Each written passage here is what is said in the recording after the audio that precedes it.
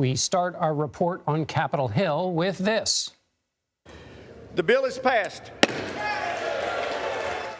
As you just heard, the House of Representatives has voted to pass a bill that will suspend the debt limit and avoid a catastrophic default. It now heads to the Senate.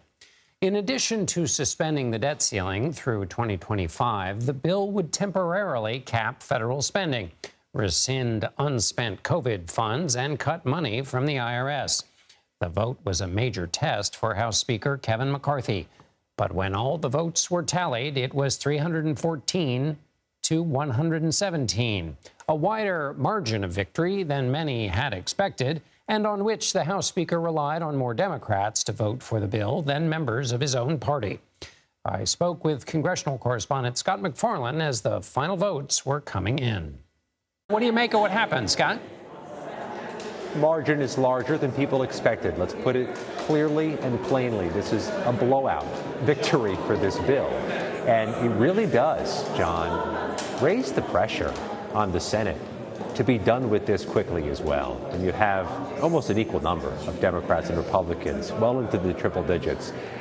It communicates something. And what is often the more fractured and divisive of the two chambers, it tells the upper chamber, when you take this up tomorrow, look at the margins here in the always vitriolic and always divisive House. I spoke with Senator Rand Paul of Kentucky, who told us earlier this evening that he's not going to employ the many parliamentary procedures at his disposal to delay or forestall this vote. He wants an amendment. He wants a series of amendments. Wants to be done quickly. Doesn't see pushing this up against the Monday default deadline.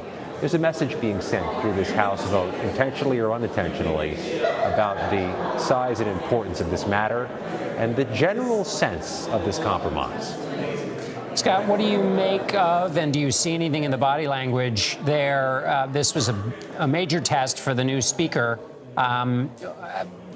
What do you make of this vote now relative to his control over his conference and also his role now as a leader in the Republican Party?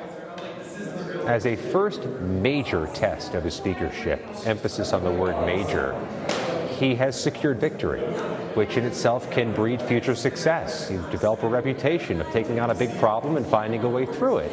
As the leader of any organization, much less the U.S. House of Representatives, there's going to be a faction inside the Republican conference, inside the Freedom Caucus, which will try to ratchet up some pressure on the speaker, feeling like he let them down through this deal, through this negotiation with the president. That's not going to go away, but we'll see how it resonates. The House Freedom Caucus has not proven itself to be, at least immediately, able to galvanize more opposition to join it. That's why perhaps these margins are so large on this vote in favor of the compromise.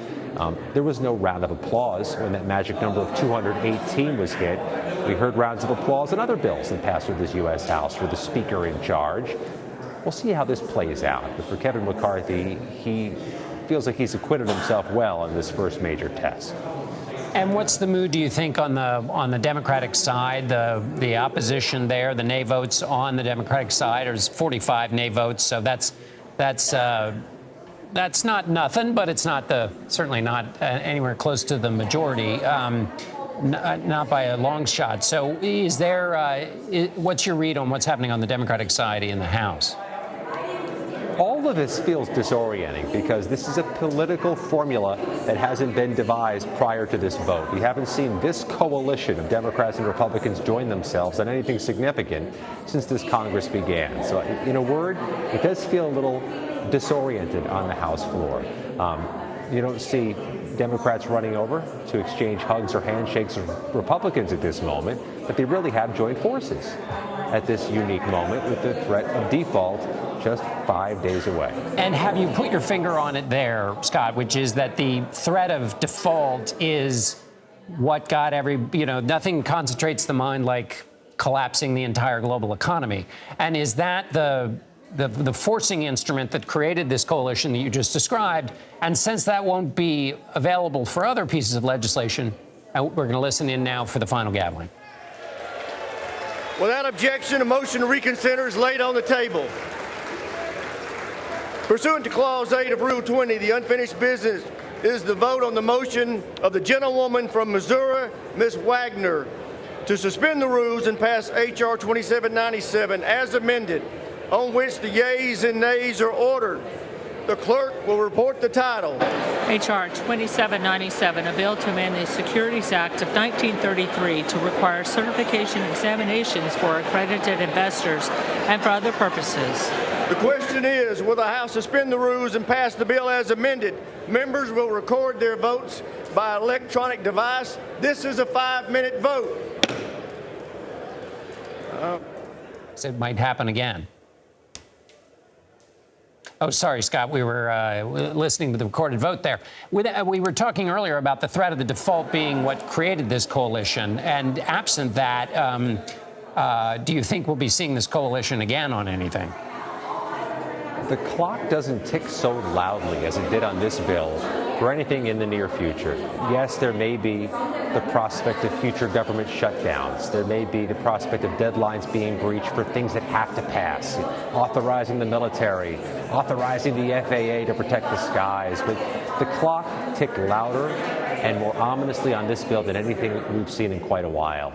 That's what builds these unique coalitions. You heard it when he hit the gavel, didn't you, John? Just that tepid reaction, that tepid applause. This really feels like the legislative equivalent of mom putting nothing but spinach and carrot sticks on your dinner plate and saying, eat up. It's nutritious. I need to eat it. But what level of enthusiasm do you expect me to show for that diet? It ended with a bang of the gavel, but perhaps also a whimper. Scott MacFarlane on Capitol Hill. Thanks so much, Scott. Thank you.